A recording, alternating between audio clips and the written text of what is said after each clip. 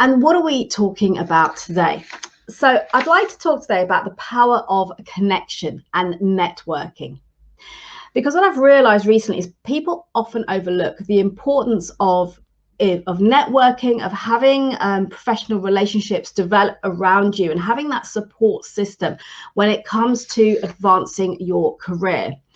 And the thing is, people believe it's about who you know, but actually more than that, it's also about who knows you and what they know about you. So it's important to ensure that people are aware of who you are, what you stand for, and what you're about, what it is you're bringing to the table, what value are you bringing within the workplace, within your role. And this is something I learned early on in my career when I was extremely quiet and timid and shy. And I know you wouldn't believe it today, but I got feedback from my manager at the time that people don't know what I'm about and what value I'm bringing. And that will hold me back in my career if I don't create a shift in what I'm doing with that. So that's where I started to learn that it's really important to create your own personal brand. And today we're going to be speaking with an amazing friend of mine, David Swain. And David is what I would call a serial entrepreneur. He's also the operations director of Elysian Search Consulting.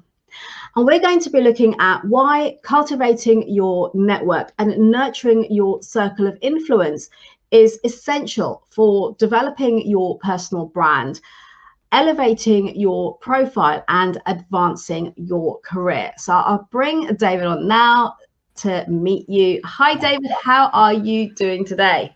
How are you doing, Leila? Lovely to see you today. It's lovely and beautiful sky outside. Yes, a lovely sunny day. Incredible. The clock's changed and the sun's come out. It's amazing how that's worked. Yeah, I'll take this. It's meant I've got shorts on today, which is nice, isn't it? Like everyone can see a nice shirt, but it's an image. But it's 22 degrees outside. I'm not going to get hot. It's good. And so, guys watching out there, do say hello. Let me know where you're watching from, and do ask any questions of David, of myself, on anything around personal branding and particularly around developing relationships. So we've got a few people joining already. Karen, hello there. Hi, Karen. How are you doing? Good to have you here. And we have Harpreet. Hello, Harpreet. We need to have that catch up. So let me know when you're free. Great to join us here. And we've got Gemma. Hello, Gemma. How are you doing today? Thanks for joining. And Karen's also saying hi, David. Hi, Karen. So, David, tell me first of all, just tell me a little bit about yourself and what it is you do at the moment. Yeah, so I've been with Elysian Search Consulting for the last 4 months, and I would kind of come onto my story, but the one thing I really tried to find in my life after being made redundant from in the aviation business was really finding a business that resonated with my values, and I kind of really went strongly with looking for that opportunity. And the good thing about that Elysian does is it used to be kind of like a traditional recruiter, and it's pivoted now to be a talent advisory. And when we say talent advisory, some people go, is that like a nice special word for like a special recruiter? Well, it is a special recruiting business because we're as you're part of our community, the type of mindset of the kind of people that we like to have in our business and in our ether.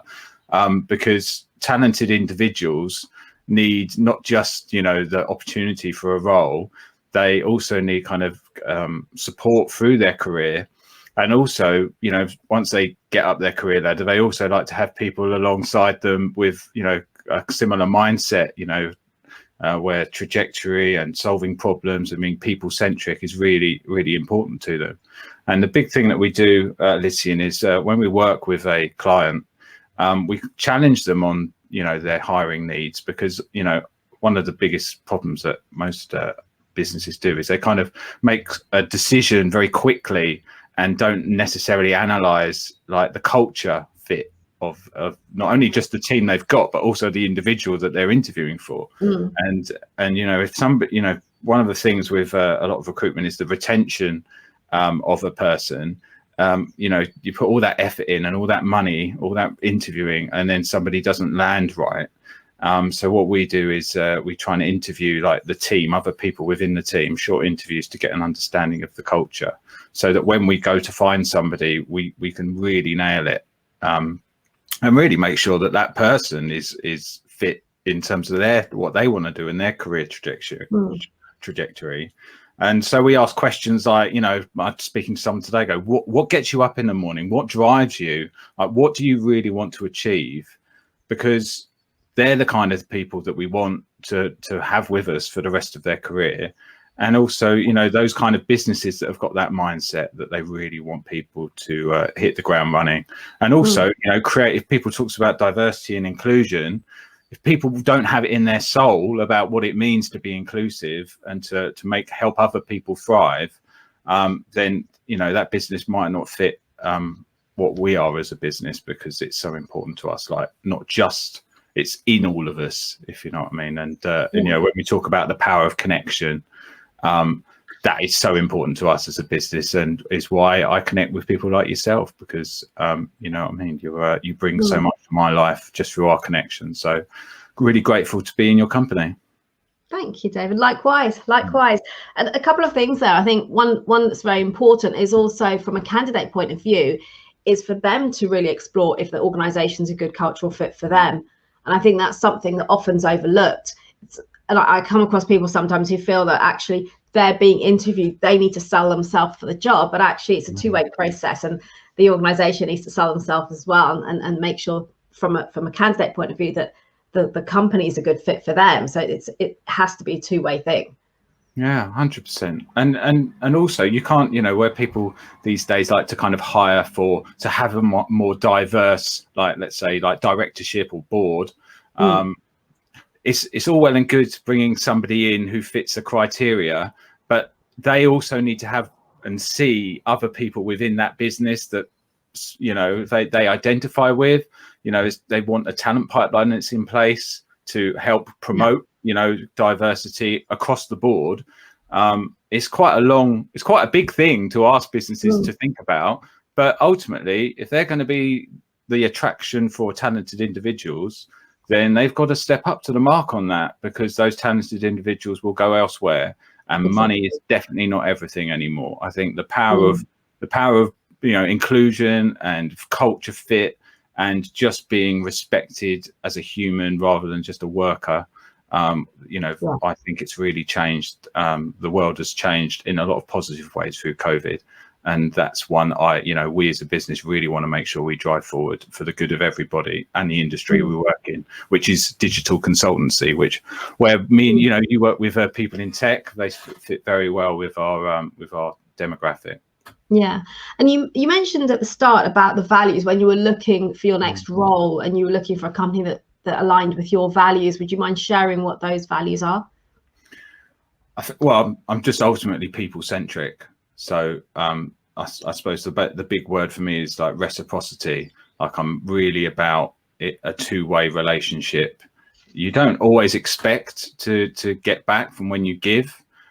Usually it does work out that way, but I think you've got to start with the giving mentality. And I just, even something as simple as LinkedIn, whether my business previously intended it or not, to post on LinkedIn, your colleagues and other people around you would always, I don't know, feel uncomfortable with being that open with who you are. Like, it was quite a guarded nature, and it might just be, the type of business that it was. But as soon as we met through LinkedIn and building my personal brand by being totally authentic with who I want to be, and I felt, if I go to another business, I want to turn up every day as my whole self. And my whole self isn't just in the workplace. My whole self is in the people I connect with, how I, promote myself outwardly. Because I'm not going to say anything bad. I think people should be less guarded about letting their team members be themselves online, because what's better than promoting values, a values-driven person out on something like LinkedIn, on social media, because you're going to attract more people with that mindset who are wanting to promote the business, wanting to promote others. And I love connecting with those kinds of people. on LinkedIn. Absolutely love it. I don't know, just so many things have come to my life in the last, when did I really start properly? I'd say probably September, October time. That's when I really went, right, I'm going to be my whole self on LinkedIn, and I'm going to find people to follow, to be part of my network that also have similar values, and we grow together. And so that's why it's, people like yourself, absolutely so grateful that I've connected with you, because it feels like we've had like a friendship of years, yet really it's actually only been since October, which does seem so strange, doesn't it? Yeah, exactly. I was going to say, so how was it we met? I think it was you had posted a video up after the time you were leaving your previous role, if I remember correctly, and I just commented on it. Yeah, I did. I mean, when I was finishing at Gatwick Airport, when I got made redundant, there was aviation's obviously been decimated, and there was a huge wave of people that went in various stages from the business, and there was like a leavers group on like Facebook, and I realized that from talking to the staff that was still there and people I was connecting with, that there was people were distraught. They were I'm trying to think of the word, but the trauma, where they were like on a traumatic journey. And so I started doing quite a lot of kind of scientific kind of investigation into like neurological mindsets, just for my own education, because we might go into that in a bit, but I didn't find it easy at all. Definitely didn't find it easy. And I thought, well, I've learned so much on my journey, like to the point I was at, that I wanted to play it back to those people. So I started doing kind of self-help like videos. Like, no one really asked me whether they liked it or not, I don't know, but there was there was quite an outpouring. Like, it was hundreds of people came back to me, and doing like I don't know if you've heard of the Kubler-Ross like cycle of grief, and I'd go into a field and hold up a picture and kind of go, this is where you might enter onto this, and just be quite animated about it, so it was relatable.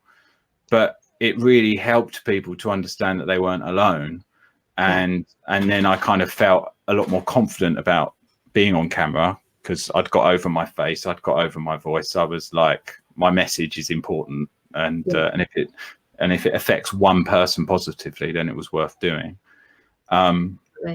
So I did a few of those videos, and then I think it was National Inclusion Week, and I was like, I feel so strongly about diversity and inclusion. Like, as a white middle-class male, I totally understand that I'm right at the top of the tree of the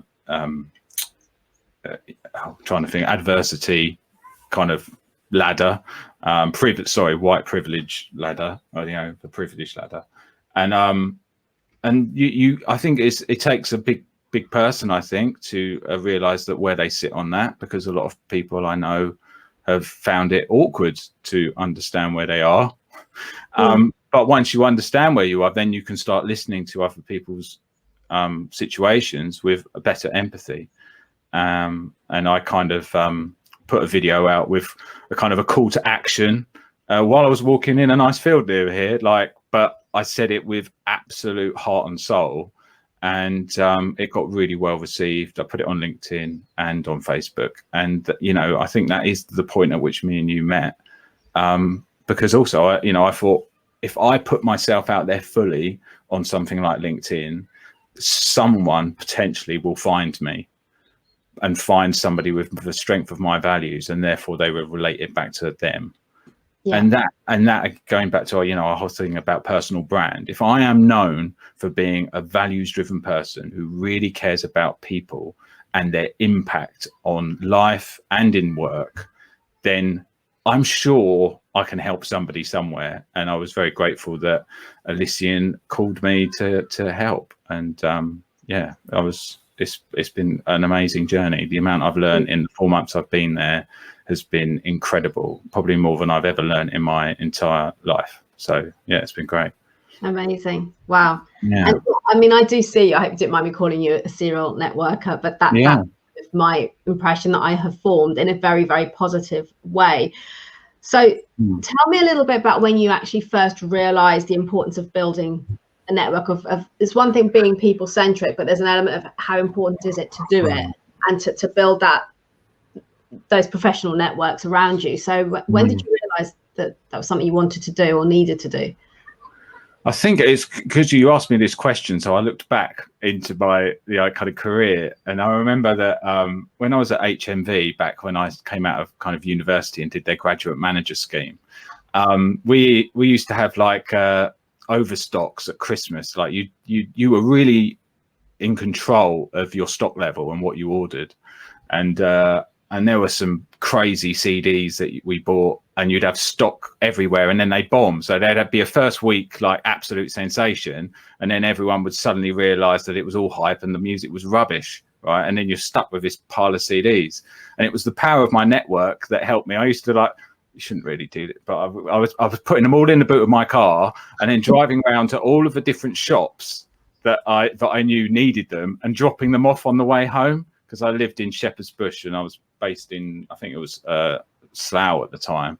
And so yeah, I'd go via Uxbridge, or I don't know, I might have to go to Bayswater, or do you know what I mean, and just be dropping these things off. And I just realized like that was the start of my kind of power of my network, because it helped me to reduce my stock levels and made sales. So that was kind of the starting point. But then HMV used to move me all around the country. So I did a stint in Ipswich, stint in Norwich, a bit in Milton Keynes, a bit in Windsor, moving around all over the shop. So I had to quickly get to know people and kind of, build rapport quickly. And I'm still friends with lots of those people I met along the way. And then every time I was doing that, I was also moving house as well. So I was living in shared housing, so meeting new people all the time. I think I worked out that I've probably moved about 12 times in my 20s to different houses. Goodness. And I lived with over 20 nationalities of people. And yeah, so I've never really thought about it, considering I came from a little village in like Kent, like with very, very similar ethnicity, I would say, in that village, to then live in a totally open like place like London in terms of who you meet. And then when I went into aviation and kind of, I was a security manager for a while, and then I went into terminal management. And in an airport, there's no ignoring an email if a passenger's a bit upset, or if there's a disaster of some sort that might be, I don't know, a plane's broken, or there's been a bomb threat against something, or do you know what I mean? The situation is upon you immediately. They're the times where you need your network. And I think my phone and my phone book was probably the most sought after, or one of them, in Gatwick, because I'd always know somebody who could help me in any given situation. And that was through the power of networking, where I didn't just kind of get a number for the sake of a number. I would have a story for all of those people of what it might be. Like one of my favorite ones, like the chaplain, lovely man, Jonathan, at Gatwick. He's been there years, but he'd just call me and go, I need some help with my accounts. Like, can you go through and make sure they don't add up? It's 15 minutes of my time to just sit with him, help him out, have a bit of a chat kind of thing, and then off we go. And then I'd have a connection with him, and I could go to him at any stage. And that could even be a spiritual level, religious level, incident management, and it's just about building those connections without not necessarily intention. I didn't do it because I must know all these people. Yeah. I did it because I know that I could help these people through networking them with other people. And every time I meet somebody, I generally try and find out what they're about in terms of, what their life trajectory is, how do they live their life. And I will have somebody I know in my network who's got a similar energy. And I often ask, do you mind if I connect you with this person? And they're just like, no, that'd be amazing. So easy. I think it's easy. And I love what you say there. I mean, about showing a genuine interest in other people, because sometimes You know, I've come across people who've given me examples of where someone's reached out to them for the first time ever because they need something. And it's normally quite a big need, like, can you refer me in because I'm going for an interview at your company or something? But they've not taken any time to establish a relationship and build some rapport before that. And I absolutely agree. You show a genuine interest in other people and wanting to get to know them and understand what they're all about. It's just, that's where the connection starts to get built. As you say, it's a great way then to connect people around you. So that's a huge plus. You know, you might be talking to someone, actually, I know someone who, you know, is worth you talking to because of whatever it might be. And you just don't know where those conversations can lead. And I experienced the same when I was in my corporate role. You know, I enjoyed getting to know people, talking to people, but then I was always helpful, responsive when people needed something or needed a favor, and it was reciprocal. I worked in sales. When we were at the end of a quarter and we needed to close deals and we needed favors called in, I would be on the phone calling in all those favors because we needed to you know, close down those deals. So it works both ways, but it's not then, it doesn't even feel uncomfortable because you've created a genuine relationship with those people already. And I think that's what makes the difference. But that's a really huge thing. Yeah. And the thing is, you never know. I always think of, you know, karma. You never know when you're going to need it, or someone just reaches out to you. And yeah, I just can't underestimate the power of actually, you know, the whole thing about COVID where it said be kind.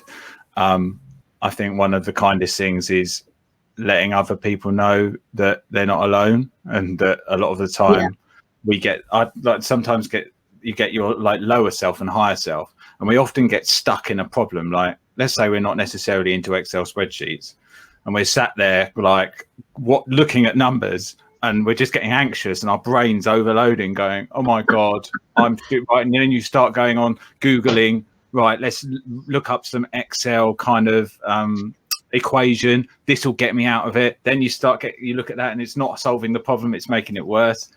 If you just took a breath sometimes and went, I know at least 3 people who are good at spreadsheets, but you don't necessarily take that moment, like give them a call, you probably saved yourself a whole night. You know, you can go to sleep now, and, which you couldn't do because you were worrying about it, and you might even get a better result at the end of it, because that's again the power of your network, rather than you can't, not many people can do stuff on their own. Really they can't. Yeah, and a good thing there, I think, to mention as well, is having the courage to ask for that help, because I've always been very open about asking for help. When I've started roles where they were completely new to me, I didn't really know, or any new company, you want to understand what's going on, I just book meetings with people and go find stuff out, learn about the company, learn about the people, learn about the job. And some people see that as a sign of weakness, and that actually don't have the courage to ask because of how it's going to be perceived by other people, that, well, they shouldn't be here because they don't know. Whereas to me, it's more about having the courage to ask, because it demonstrates that you want to learn, you want to grow and develop, and that's just life, right? That's how with a child, we're learning all the time. So why would you not want people to know that you want to learn? I used to when at Gatwick Week, because we had like this building called Destinations Place, and I'd often write an email and go to click send and then think, where's this person sit? And I'd often not send it. I'd just go to their desk and find them, because I was just like, why do I now have to wait for them to reply to this or go, who is he? The best thing to do is go and smile at their desk and go, hi, nice to meet you. They're like, this is the finance department. People don't come into the finance department. Like, do you know what I mean? Or stuff like that. And I'd love to just turn up at people's desks. And now I'm probably more likely to call somebody because of the environment we're in. But I'd rather call somebody than send an email, because it is far quicker and you get a much better connection with, like, why are you sending it to me? Or rather than the whole translation of what did they mean by that email? Like that word, like, you know, well, do you know what I mean? They can see in your face how you mean the word if you're there saying it. So it's easily misconstrued, I think, when you're writing it. But also, I think when it was a difficult conversation, it's easier to hide behind the email, but actually to walk across the office. And I totally agree, because I used to see this all the time at work. but actually just go to someone's desk and have that conversation could result in a much better outcome than if you were sending an email and it's a difficult or contentious issue. So I think learning to take that on board and recognize the value of actually, where you can, having that personal connection, or at the moment picking up the phone or jumping on a video call. So we've got a lot of people listening in here. So say Karen said, I think it's a response to you, David. I'm good, thanks. Got Brad. Hi Brad, how you doing? Hi Lena and David, good to hear from you both. You're from sunny Bletchley, Milton Keynes, which you mentioned earlier, David, didn't you? You were based up there for a while. Harpreet, yes, absolutely. After I finished moving house, Harpreet, yes, indeed. And then I moved as well. So when we've both finished moving, let's have that catch up. Yeah. Lauren, hello there. How you doing? Good to have you here. Thank you for joining. And James, listening, worked at both HMV and security and also with Gatwick ICTS. Oh, wow. Quite a connection we've got there, James. There you go. And Asha, you've got Asha's just hopped on. Hi, Lena. So wonderful to see you. Greetings from the Netherlands. Hi, Asha. Lovely. It's been a long time since you've spoken. So David, then tell me, how did you go about cultivating the network outside, not just at Gatwick, but also beyond that to what you're doing now? What's the approach? Because some people, particularly during lockdown, which is a time when you've really, in my eyes, exemplified it. What was the approach you took, and how do you continue to nurture that? Because I feel some people are struggling with or finding it challenging because they're working remotely. When you're in an office or a work situation, it's a lot easier because you can just walk over to people, you bump into people at the coffee machine, the water cooler, etc., etc. So tell me a bit about that. Well, it's funny saying like the water cooler or going to someone's desk. Like, I'd often find that there was one guy in particular who I thought was quite a frosty chap, wasn't the best at answering an email. And then when I went over to his desk, I saw he had like a coffee press, like a French, I think it was like a French press or an air press. It was called coffee. And immediately I noticed this thing and would just start talking about his love for coffee, right? And I would never have had that connection if I hadn't gone to his desk and seen that. And we used to do this thing like personalysis, it's like a kind of psychometric. We use GC index at the Elysian. Some people use insights, etc. But they'd have like a little personalysis, little graph on their desk, which was meant to help you connect with people better. Okay. Now, I prefer the let's have a look for some strange pictures, or like, I this thing to me didn't necessarily connect the dots. But I think when you go to like connect with somebody on LinkedIn, it's very similar to the coffee press. I always look at people's posts. I go to their activity stream. I look at their posts. I look at the type of things they like. I look at the language they use. What kind of content are they sharing? Gives you a really good understanding of what, about that person. So if they haven't got any activity on LinkedIn, then they've probably just got a profile there for the sake of having it there because they think they should. They're not using it for anything actively. Whereas you can get other people who are obviously sharing really authentic, deep stuff, videos daily, like really getting into it. And like they're kind of like the polar ends. And I always thought, right, well, how if I'm going to cultivate and nurture my network, how do I do a quick kind of, how do I make sure that I'm on brand, almost like personal brand, like what is David? And so I looked at like what, knowing my why. It's kind of a bit of a saying at the moment, or people have heard of it, but why is about like, what do I want to do? Like, why am I doing it? And what do I want to be known for? And this probably takes me back to like being, quite vulnerable about how lockdown went for me.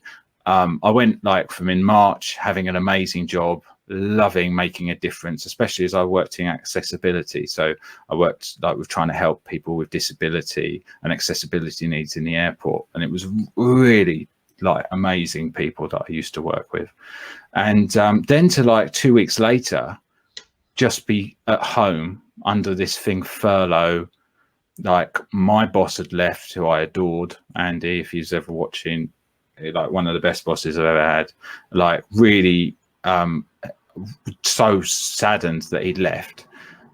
Somebody else got parachuted in, didn't apply for the job, just got given the job. Best way to employ somebody, isn't it, to give them a job that they didn't apply for? And then my boss above him left as well, like the COO Chris, who again I absolutely adored. So to have that kind of people, your advocates and people you trust and who run the business, gone, and now you're at home, I was absolutely lost. Like, and hats off to my wife, my dear wife, who had to pick me up. She was just like, you cannot, for the sake of this family, lose your mind to this situation, because you've got young children. You need to get it together. And I didn't like it at the time. I thought, oh, a bit harsh. Like I've just like feel like my life's just imploded. But actually, I needed that chat, because you do need to get your head together. And actually, if there's a really great book that I've halfway through, which is Happy Sexy Millionaire by Stephen Bartlett, right? And it's very much about how being busy like keeps you sane in there is like part of it. And he's always wanted to be busy, because the more he's busy, and slight, stress can be good, because it keeps you moving on with extra goals and targets to hit. And so I'm glad, I had that conversation, and that's where, again, power of my network came in, because I had made some really good connections at Gatwick who'd left the business, but then gone on to do like life coaching. And this lady, a really good friend of mine called Josie Shepherd, she'd been a marketeer. She decided to go, but then because she'd gone into life coaching, she started a group on LinkedIn. And then it was kind of career coaching as well, was part of it. And then I gave her my CV, and she started asking me some really good questions about my CV, going, what does this say about you? Who are you? What do you want to be known for? And I was a bit like, this is, whoa, where do I start with this? Like, I've been working in aviation all my life. And then another kind of HR contractor who was working at Gatwick suggested this thing, like a Venn diagram, which was like what you're good at, what you love doing, and what you could be paid for. And you put like the thing that sort this out, and then the sweet spots in the middle, like of the Venn diagram. And it was that journey of like speaking to Josie and Nigel, and getting this understanding of who I am and what my values are. And then I thought, I'm not letting this go. Like it's an epiphany. Like, I need to share this with other people, because most people don't think about this stuff. Yeah. And that's where then I was like, right, I'm going to put myself out there. And through Josie, I met a guy called Adam Woods, who's in our community. Yeah. I've connected with him, and he does a thing called Confidence on Camera. And in my mind, I was like, I need to be good on camera, because if I'm going for interviews, they're going to be virtual, they're going to be on Zoom. How can I convey my vision of myself and my passion well over camera? So I started doing that, networking with those people. So you can see what I do. I've always see the next person and the next person, connect to them, and then I give them energy back. I always like to feed back to people, like I did with you when you were starting your podcast. I was quite like, really genuine about seeing you succeed. And so giving you like, oh, I've watched this, I've watched that. Have you looked at this? This is what I thought. And so I'd say the big thing is consistency is key. So you have to be very clear on your personal brand. Know that you can't just be a personal brand on a LinkedIn profile. You have to be in the way you talk, the way you communicate, the way you present yourself in everything that you do. And I think the people who get that wrong will be found out pretty quick, because people aren't stupid. They see it as like a marketing tool. But if they ask the right questions, like we do with Elysian, you ask people what their impact's going to be in their life, what their career trajectory is going to be, and you soon work out that this profile that I'm seeing on LinkedIn doesn't seem like you. Like, the language you've used has obviously been written by a copywriter or someone like that, because you need to live it. And so I always think, my introduction, so whether it's on LinkedIn, whether it's this, if somebody meets me, I'll always be remembered for the first time they meet me. So I make sure that the first time they meet me, I'm exactly the same as the 7th time they've met me, if that happens, if they haven't got bored of me. And I've got over the fact that not everybody's going to like me. I probably was a real people pleaser at one point in my life. And not that I've dismissed people at all, but I like to move on quickly to someone else who's going to enjoy my energy and enjoy my vision. And, you know, I think, you know, if we were on a conversation about inclusion and diversity, it can get quite deep, because I find calling out microaggressions, you know, and people acting in a morally wrong way is something I still find a challenge in terms of how I approach them. I don't like to be passive. I like to be active, like, you know, I call about kind of passively non-racist versus actively anti-racist.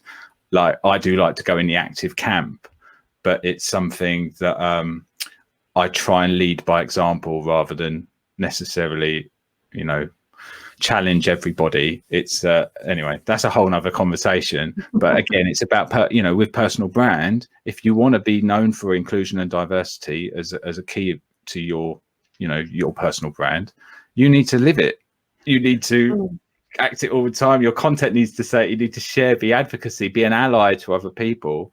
And I also like to be a bit of a beacon to other white middle class males to go, come and talk to me if you feel uncomfortable about this subject, because I'm not an expert, but I'm curious and I'm here to listen and I want to make a change. So, and I can help others if they wanted to talk about it. So that's my vision for myself. That's what I really want to be in life. Yeah. And so that my legacy, if I was to go tomorrow, would be he did everything he could to make the world a better place. Sounds a bit deep, but that is my vision for myself. And if you haven't got a strong vision for yourself, then I think you need to find something, because money isn't going to make you happy. Like a car isn't going to make you happy. A holiday isn't going to make you happy. You need to be happy today and be grateful for what you have. And yeah. God, sorry, I was on my soapbox a bit there. There's so many things I wanted to say. I'm like scribbling down. I won't go into all of that. But I think a few of the things that you spoke about there. So number one is getting really clear on yourself, and it's not about all the stuff outside of us. It's what's really going on for us within, and aligning with that, and then showing up authentically online, offline, on your LinkedIn profile. And that's the thing that I'm very mindful of with what I do. So a lot of people talk about personal branding as being you know, how you're showing up online, your profiles, your presence online, your followers, and how's that personal brand looking. So your online marketing of you.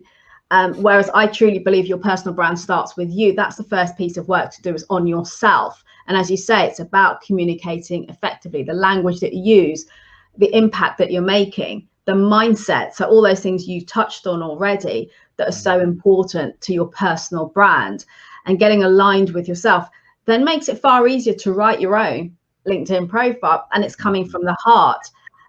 And when you then, for example, show up for an interview and someone has seen you on LinkedIn and now they meet you on Zoom, there's a clear alignment, it's congruent, what they're seeing in front of them aligns with that. I had a client a few months back where I met him, I started to get to know him. He asked me to look at his LinkedIn profile, and I read it and I was thinking, this isn't the guy that I know. It just isn't. And it was written by somebody else.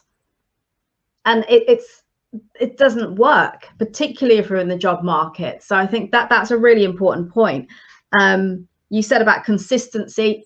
Again, absolutely agree with you there. That is so important, to ensure that you're consistently showing up, but you're consistently showing up as yourself and not trying to be all things to all people. A big point you mentioned there is about recognizing not everyone's going to like you, not everyone's going to agree with you, and that's okay. It's not, yes, you want to build those relationships, but not everyone's going to resonate with where you're at or where you're coming from or your points of view.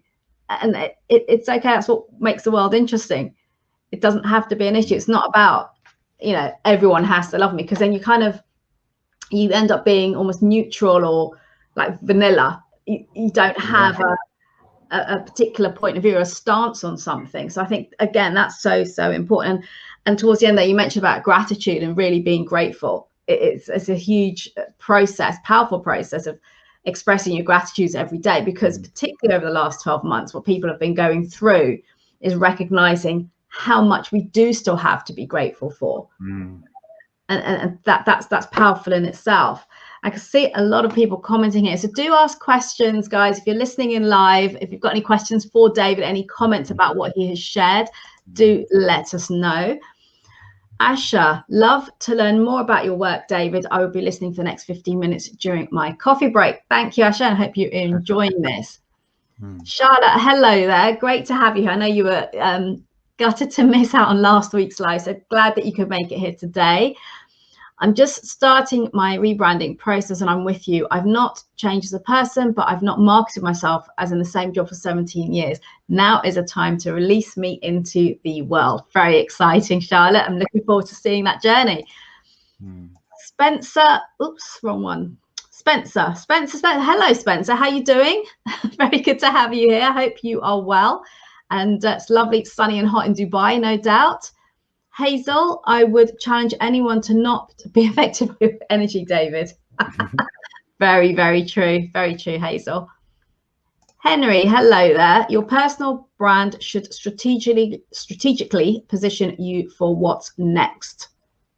Indeed. Yeah, I think strategically, but also, Henry, is about being true to yourself and not putting out a brand because you think it needs to be a certain way.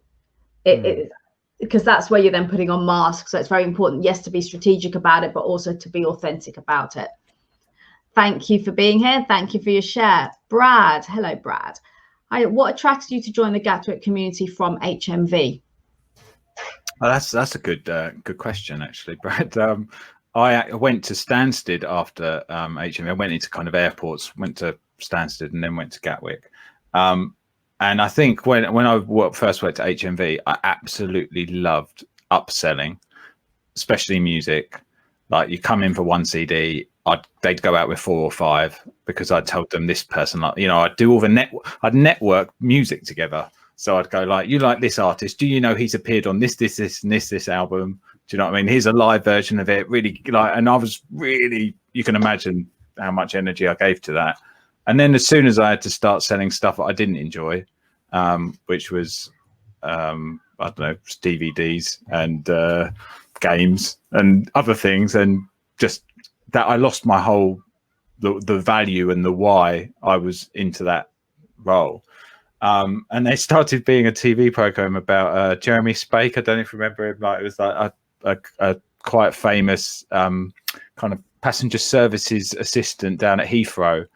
And I just was like, what a job, going to airports, making a difference to people's lives every day in an airport, because you do meet every type of person. And so, yeah, I kind of found that there was a recruitment spree for BAA at the time, which owned the Gatwick and Heathrow and Stansted, owned all the airports. So it was a big monopoly. And they wanted to take people from retail because they had the customer service background. And that's when I got into aviation. Yeah, so that's how I got there. It was purely about, again, people, values, helping people make a difference. So that's what made me go. Wow. And, you know, I don't think I've really shared this with a lot of people, but I'm going to say it here live, is that when I was little, because we lived fairly near to Heathrow, and either we were traveling or we knew people coming and going. And back in the day, we'd all go to see people off when they're going off on holidays and that kind of thing. And I loved Heathrow Airport. I loved the energy of it. And I was like, I'd love to work here one day. Never went anywhere, but it was kind of, that looks like such a cool job, because you get to meet all these people, and it's just so, it's so much energy there. It's so dynamic. So yeah, you just be sharing me what it could have been like for me if I'd actually pursued that. Yeah, some of the things I've done, like shaking hands with Tom Cruise, ridden a tandem round Gatwick Airport with Chris Hoy. I think my one where I didn't like the famous person, not that I didn't like them, but Johnny Vegas. I don't know if you, not Johnny Vegas. Who was the guy who did the Big Breakfast? I can't remember. It was Johnny something, who was one of the presenters. He was so energetic on TV. Unfortunately, he's that energetic at all times of the day. And I saw him at like 4 a.m. in the morning trying to come through security. And he was just telling me all these jokes. And I was so tired. I was just like, I think you're a lovely guy, but it's too early for me. But yeah, the airports were the people you meet, things you see, are nothing like it. Amazing place to work. No, I can imagine. So David, share with me a little bit then about, we've talked about the power of networking, of connection, of cultivating, nurturing relationships. So share with me what you see. I mean, I think you've touched on it already, but what are the benefits, the insights you've had by doing it, and the wins that you've had, some of the wins that you might have had unintentionally through building your network, through connecting? I think and it's a really good question about like, why should people invest time in their personal brand and network? It is a really good question, because I think some people don't necessarily see the value. Like they would be like, well, if I, like Henry said about, strategy. Like, I think sometimes if you, maybe there is a strategy, because I think you have to have a life strategy of what you're going to use it for. But I think that whole kind of vulnerability is really important to getting relationships. So if you're talking about sales, so we sell ourselves, whether you like the word or not. Some people see sales as dirty. Like, we are selling ourselves at all times. If you're not selling yourself in a relationship, I'm not even selling the proposition of my daughter, like not, brushing it, or she must brush her teeth because otherwise this will happen, or you must go to bed at this time, or this will happen. There's always a sales pitch involved. And I think if you're not believable as part of that, because you haven't kind of shown, again, like that reciprocity, you haven't built that kind of relationship with anybody, why do they want to do it for you? Like, it's not immediately obvious why it's going to be an interest to them. So if you build that level of trust, it can, on all levels, it can be incredibly powerful. And it's not all just about gain for me. Like Michelle Obama, like, I don't know if you've read her book, but she, it's full of great quotes. But like, one for me was like, success isn't about how much money you make, it's about the difference you make in people's lives. And I 100% agree with her. And those people who do that to me are the ones that are so special. So, Leela, I'm sure now we've met, we will not lose touch for as long as I am here, because once you've connected with people on that level, then you don't forget them. Like, it might not be you speak to them for a couple of years, but you get that immediate feeling, because you never ever forget how people made you feel. You'll forget what they said, you'll forget what they did, but you never forget how they make you feel. And so, that is where I see the biggest benefit of networking. And if you can do it quickly, like through the way that you act, and your personal brand precedes you, like what's that the Pavlovian theory. I don't know if you remember that, about the Pavlov did this test with some dogs about learning through association. And I've always thought about, I want to be associated by being somebody that people want to know, and not because he's going to get me something, but because they know he likes adding value to people's lives. And that therefore means that my profile, let's say I'm looking for a candidate, like, in digital consulting, and I want to connect with them on LinkedIn. I know if anyone tries to connect with me on LinkedIn, I look at their profile and I'll see what they're about, what's their about say, what's their photo look like. You do this kind of, unconscious bias, conscious bias, whatever way you want to look at it, you do a profile look. And if somebody reads on there that they know that I'm this kind of person, they are 100% more likely to pick up talking to me than somebody who's got an old profile picture, doesn't look anything like them, about section has put no effort in, like no activity on there. Whereas I will come on each day and I will try and share something, because I really enjoy journaling. The amount of things that I've changed in my life in the last year, unbelievable, really. I don't know, I've just stopped watching Netflix. I watch TED Talks, I read books, I listen to podcasts. I just like learning. But learning's only as good as what I then can share for other people. And so I like to do that through my activity on LinkedIn, to just share little snippets of things I've learned, because somebody said to me, you don't know what you don't know. And so I sit there and think, all right, well, I'm just going to share this little thing because for one person, if it makes difference to one person's life, then it was worth sharing. And that plays back as a benefit of like, you know, I want to connect with people. People will look at my profile and I don't have to do a full call. I don't have to build this whole, you know, kind of relationship. One person watched my video for the inclusion week, and they were like, I feel like I know you. Yeah, in fact, actually, even somebody I met through your network, like we spoke for 10 minutes the other day, and she was like, I feel like I've known you for years.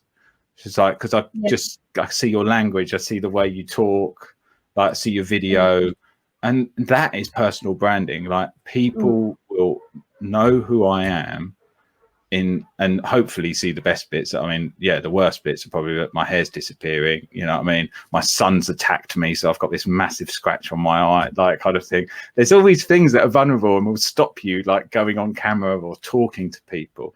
Get them out your system. If you've got a strong why and you know your values, put them first, come first with them. That's where personal branding's got its real strength. Yeah, absolutely. Agree with everything you said. Just throughout this last almost hour, you know, everything aligns completely. And I think that's where and how we connected so well at the start was just our values are aligned and our outlook and our approach to things. So thank you very, very much. And we've got some more comments here. Brad, Johnny Vaughan. Was that the guy you were thinking That's of? the one. Yeah, Johnny Vaughan. Yeah, not at 4 o'clock in the morning, Johnny, please. James is saying, really excellent show and great guest. I have to go, but I guess I can watch it on replay. Yes, you can. This is on my profile page. So yes, it's there for you to watch. And Henry, absolutely about trust, respect, and service to others. I love that. Beautifully articulated there. Thank you, Henry. So guys, if you have any other questions for David or myself on this subject, do pop them in the comments, tag us in, or connect directly, reach out to us via DM, whatever is convenient for you, and we will come back to you. Thank you for being here. And David, also, thank you very much. Brad is saying, thank you so much, Dave, for sharing your stories and just talking normally in a well understood way. Love it, your passion, your energy that you bring. Thank you, Brad. Thank you, Brad. So appreciate it. David, massive thank you for being here today. Really appreciate you sharing so openly and sharing your time with us. Oh, it's my absolute pleasure, Leela. I was, yeah, so it's something that I feel like if anyone could take anything away, I've got a little quote that I really wanted to kind of share again, like from Michelle Obama, like, which is like for me, becoming isn't about arriving anywhere or achieving a certain aim. I see it instead as a forward motion, a means of evolving, a way to reach continuously towards a better self. The journey doesn't end. And I think if you have that in mind with your personal brand, that you can't be finite in your personal brand, you have to have an infinite mindset, which is how do you continue to grow, and your personal brand will continue to grow, because what your personal brand says about you at 20, at 30, at 40, at 50 will evolve. I think you should have consistency and keep a theme, like, are you values driven? What do you want to be known for? But you've got to keep it updated. You can't put a profile on LinkedIn and leave it for 3 years and then expect somebody to give you a role or network with you consistently. You need to be you have to serve others, because it's not, your profile isn't necessarily about you. It's about the audience that reads it. So don't get it wrong. Think about the audience. Be fair to them. Do you know what I mean? Yeah, totally. And I think a couple of things there is, so first of all, I absolutely agree. Your personal brand is evolving. It's ever changing. I mean, I'm constantly going and tweaking and changing on my profile as well, because there's things I learn that I actually think, no, that's more me than what I had before. And I'll always keep changing. And that's not just your online, that's about how you're showing up as well. That will evolve as you gain new experiences and new learnings. So it's important to be open to that. Is infinite. And the other point I was going to say, which has just gone out of my head, is the about LinkedIn as well. It is your shop window. It's not your CV. And it is about writing it for the reader, the people that you want to attract, that you want gravitating to you, which I'm guessing for a lot of you is going to be the hirers, the hiring managers, the recruiters, the people who are looking to hire somebody like you. So you want to be writing it for them. They're not looking to see a CV. They're looking to hear about what value you're going to bring to them, what accomplishments you have, what changes you've made in previous companies in the world. Like, what is the impact you're having? And it's important to write for the reader to draw them in, to want to read more, to want to learn more about you, and to then want to connect and have a conversation with you. And I've had this conversation a lot with people where they're in the job market, they're looking for the next move, and they're a great person, great credentials, experience, everything, but their profile, their LinkedIn profile, is not there. It's not up to date. There's a little effort's gone into it, various things. They might not have a profile picture, whatever it might be, or it just looks like a CV. And I've said this, and David, you can tell me if you agree, but if for me, and also I know for other people, is if we can do all the relationship building, but if you want someone to refer and recommend you for an opportunity, and thinking about, again, this is where a personal brand is so powerful, because people will have you top of mind. So when an opportunity comes up, they'll think of you. It's actually, I know about this person, David. I think you should speak to them about this opportunity, this job. Now, if I was to do that for David and I look at his profile and it's mediocre, it's all about his CV, or it's all about him and not about his audience, I'm probably going to be reticent to recommend him because of that. Simply because that is the first thing that people are going to look at. The first thing they will go and look at. If you give somebody a name, they're going to go to LinkedIn.